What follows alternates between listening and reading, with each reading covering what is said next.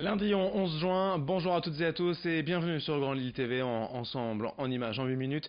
Voici l'essentiel de l'actualité du jour près de chez vous. D'abord, bien évidemment, vos prévisions météo avec pour commencer bien une matinée plutôt agréable dans l'ensemble, du soleil, du ciel bleu. Un temps sec et dégagé mais ça ne va pas durer. Malheureusement, les perturbations feront leur retour dès la mi-journée et devraient apporter cet après-midi de la pluie, des averses, voire même des orages en fin de journée. Pour les températures, comptez tout de même 25 degrés de prévu à Lille cet après-midi. Les prévisions météo complètes bien sûr après ce journal. À la une de l'actualité lilloise en ce lundi, revenons d'abord sur la conférence de presse de Martine Aubry vendredi concernant la braderie version 2018.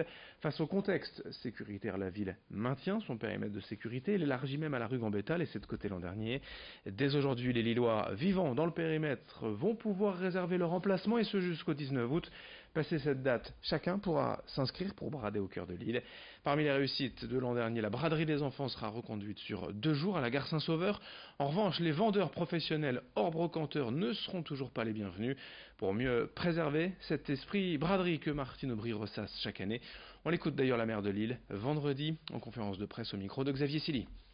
La sécurité, je crois que maintenant on est convaincu que c'est une nécessité et malheureusement je pense que ça le sera pendant des années. Mais il n'y a pas que la sécurité qui a été un changement. Il y a eu aussi le fait de retrouver l'esprit braderie. C'est-à-dire qu'on n'a pas souhaité qu'au-delà des antiquaires et des brocanteurs, il y ait autre personne que les commerçants et les Lillois qui viennent effectivement dans la braderie. Alors après cela, on avait fait un espèce de rectangle pour bien protéger. La rue Gambetta, on était très gênés parce qu'on pense qu'il y a beaucoup de gens qui voulaient faire la braderie, il y a beaucoup de commerçants. Et là, nous avons travaillé, nous avons racheté des blocs béton, 150, pour pouvoir faire en sorte que la rue Gambetta, monsieur le préfet l'a accepté, ça a été beaucoup de travail, entre le boulevard, entre la République et la rue Colbert. Et donc, effectivement, les rues avoisinantes seront fermée pour que cette rue puisse être ouverte. Voilà, plus quelques rues autour du quai du Vau, entre le boulevard de la Liberté et le quai du Vau, où il y a eu des demandes et qui ne posent aucun problème de sécurité. Et je vous rappelle donc que la mairie ouvre aujourd'hui, en ce lundi 11 juin, les inscriptions pour les Lillois dans le périmètre de sécurité. Vous pouvez vous rapprocher de la mairie pour réserver votre emplacement. C'est jusqu'au 19 août et dès aujourd'hui. Autre actualité, cette semaine à Lille ont lieu 2 conférences majeures concernant la maladie d'Alzheimer.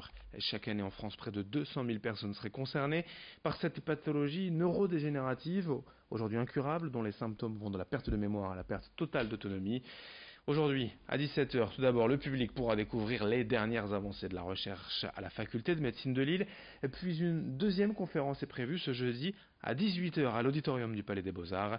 Ici à Lille, le centre mémoire de ressources et de recherche permet à de nombreux patients de suivre un nouveau protocole, des médicaments en test avant une potentielle mise sur le marché pharmaceutique. Brieux Gorchi a rencontré l'un de ces patients qui a accepté de témoigner pour nous. La première chose qui m'a fait du bien, c'est de me rendre compte que j'étais pas tout seul. Parce que le choc le plus dur à accepter, c'est que c'était irréversible. Alors aujourd'hui, j'en vis bien, puisque je m'y suis habitué, j'en ai pris mon parti. Donc j'ai mis au point, avec l'aide aussi des soignants, d'astuces pour vivre normalement. Sur mon téléphone, mon iPhone, j'écris tout ce que je dois faire, tous mes rendez-vous, et même avec du détail, ne pas oublier deux points, prendre 5 kilos de radis, par exemple. Voilà. Donc tout ce qui doit être fait, j'ai mis au point des stratégies, de les noter avec les moyens modernes de communication, notamment avec un iPhone, voilà, un téléphone portable. J'ai un souvenir pour moi vraiment du début de ma crise. Il était 19 h dans une ville que je connais très bien. J'avais garé ma voiture toujours au même endroit. Et je cherchais ma voiture et j'étais incapable de la retrouver. Et je demandais à tous les passants, est-ce que vous pouvez m'aider à retrouver ma voiture? Ils m'ont pris pour un fou. Ils m'ont tourné le dos. Et j'ai failli pleurer. Donc je me suis assis sur une borne. J'ai attendu que toutes les voitures soient parties. La nuit tombée. Il ne restait plus qu'une voiture sur le parking ouvert. Et j'ai retrouvé ma voiture. Donc il faut en parler. Puisque moi, quand je suis tombé malade, je ne savais pas ce que c'était. Et ça m'a rendu un peu nerveux, voire un peu fou, de ne pas savoir ce qui m'arrivait. Et je me suis dit, aïe, la vie est finie. Donc, il faut arriver à se le diagnostiquer ou se le faire diagnostiquer pour ensuite être pris en charge et ensuite la vie redevient normale.